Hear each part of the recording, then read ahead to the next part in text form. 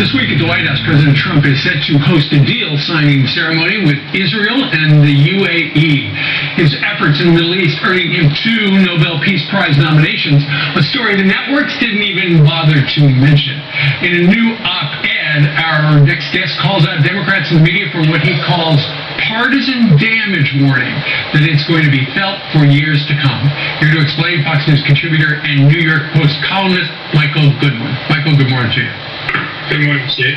You know, great column, as usual. You talk about how UAE, Israel, Serbia, Kosovo, the Bahrain-Israel peace deal. Trump has made some real inroads, and these are milestones. And yet the mainstream media seems completely bored by it. And the New York Times, you write, they dismiss it as if he's trying to be a peacemaker before the election. That's right. And what's the problem with that? Yes.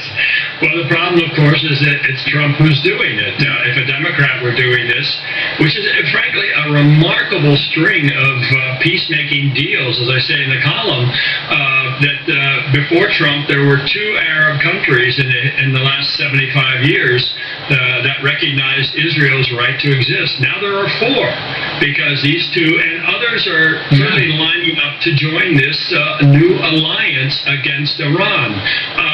But the other side of this, Steve, is that all of these peace deals that the president is making on the international stage, he would love nothing more than to do that domestically as well. Sure. But the Democrats decided early on that they would not negotiate with Trump on most issues, that they would undermine him, that they would resist him, that they would impeach him, they would do everything they could to destroy him.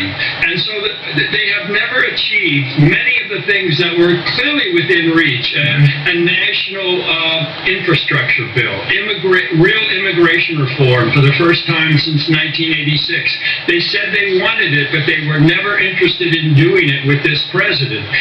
The tax reform package that Republicans passed without a single Democratic vote would have been very different if Democrats had joined in. Instead, they all in lockstep voted no.